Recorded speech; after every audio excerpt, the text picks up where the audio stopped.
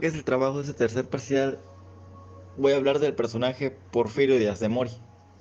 Huérfano de padre de los 3 años, Porfirio Díaz ingresó en el seminario de Oaxaca para seguir la carrera eclesiástica, pero cambió de opinión.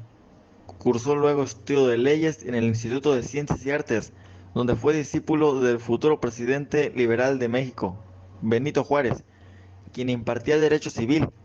En adelante sería seguidor suyo en lo político. El instituto fue clausurado por orden del presidente Santa Anna en 1854. Ese mismo año intervino en la revolución de Ayutla y apoyó al general Juan Álvarez para derrocar a Antonio López de Santa Anna. Porfiriato, 1876-1911. Un año después, en 1877, el Congreso lo declaró presidente constitucional. En este primer mandato, Porfirio Díaz fue coherente con las ideas que había defendido e impulsó una reforma constitucional en la que se introdujo el veto expreso a reelecciones presidenciales consecutivas e incluso su periodo. Pasó el testigo al general Manuel González de 1880 a 1884. Durante el gobierno de González fue el ministro de Fonemo y gobernador de Oaxaca.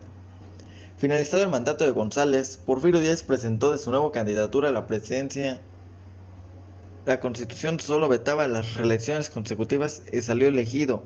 Tomó posesión del cargo el 1 de diciembre y 3 años más tarde promovió una medida que aprobaba por el Congreso el artículo 78 de la Constitución, la cual fue acreditada para la nueva reelección.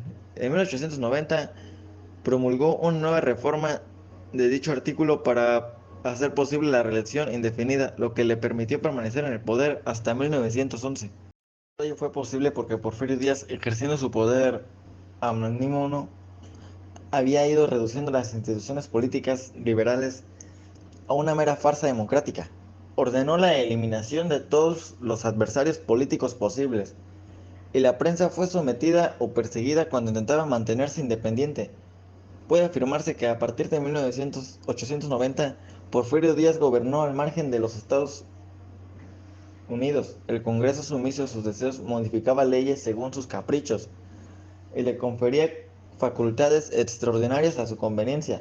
Existía un partido único y los sufragios eran puro trámite. El pueblo mexicano estaba hastiado del desorden y la guerra. Díaz se propuso imponer la paz a toda costa. México no contaba con fondos ni tenía capacidad credítica porque no había pagado sus deudas con puntualidad.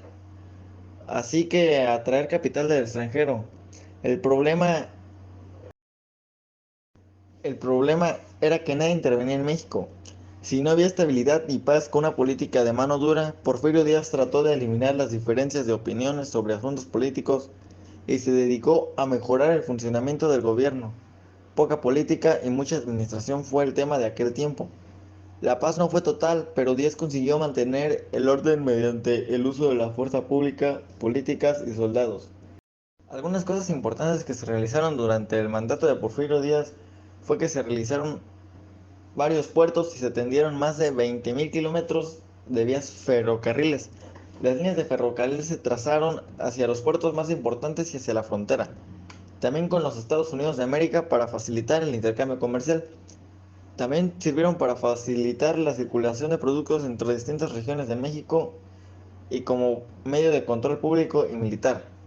El correo y los telégrafos se extendieron por buena parte del territorio nacional. Se fundaron algunos bancos, se organizaron finanzas del gobierno, se regularizó el cobro de impuestos y poco a poco se fueron pagando las deudas. De gran significación fue la recuperación del crédito nacional en el mundo entero. La hacienda pública registró sobrantes por primera vez desde la independencia.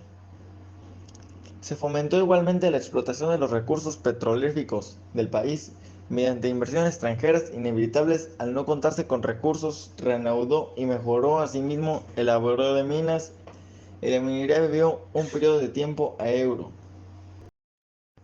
Porfirio Díaz de Mori muere en París, lejos del país cuyo destino dirigió por más de 30 años.